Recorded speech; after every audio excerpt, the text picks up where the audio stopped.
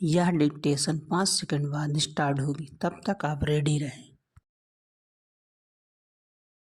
Ready start. सभापति महोदय, जो रिपोर्ट मद्य निषेध के संबंध में सदन के सामने प्रस्तुत हुई है, मैं उसके संबंध में अपने विचार रखने जा रहा हूँ। इस रिपोर्ट के 2 भाग हैं। इन दोनों भागों में बहुत सी बातों का वर्णन किया गया है। बहुत सारी विवेचना इस रिपोर्ट के अंदर है। मैं इसके विस्तार में जाना नहीं चाहता हूँ, लेकिन कुछ ठोस और विशेष बातें आपके सामने रखना चाहता हूँ। पहली बात तो यह है कि क्या नशाबंदी हमारे लिए आवश्यक है?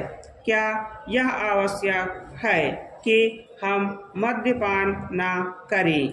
इस पर ध्यान देने से आपको पता चलेगा कि जो भी काम हम अपने हाथ में लेते हैं, चाहे वह खेती का हो, व्यापार का हो या यांत्रिक युग और विज्ञान का हो, उसके लिए आवश्यक है कि आदमी का मस्तिष्क ठीक तरह से काम करे। अगर मस्तिष्क का संतुलन बिगड़ जाता है तो वह उसको ठीक तरह से कर नहीं सकता। और यह शराब एक ऐसी चीज़ है जो कि व्यक्ति के मस्तिष्क का संतुलन खो देती है। इसीलिए हमारे देश में हमारे नेताओं ने यह आवश्यक समझा था कि अगर इस देश में सामाजिक और आर्थिक जीवन का संतुलन ठीक रखना है, लोगों को किसी चीज़ का ज्ञान देना है, किसी चीज़ को उन्हें सिखलाना है, तो उसके लिए आवश्यक है कि इंसान का दिमाग ठीक रहे। और इसीलिए नशाबंदी का होना बहुत ही आवश्यक है।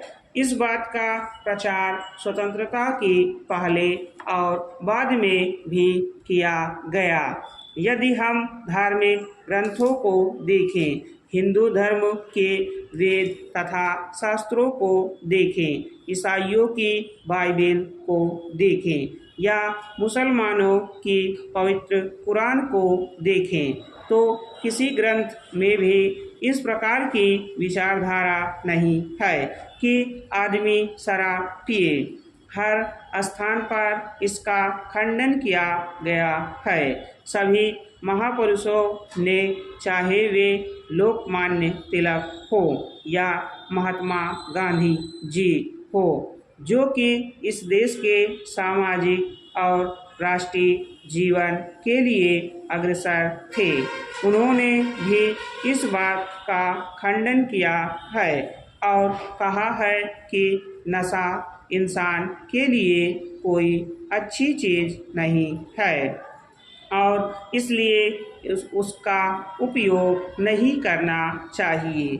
मैं आपके द्वारा इस सदन का ध्यान दिलाऊंगा कि शराबबंदी को जहाँ जहाँ भी ढील दी गई है, वहाँ पर देखने से पता चलता है कि हालत कितनी खराब हुई है। स्टॉप।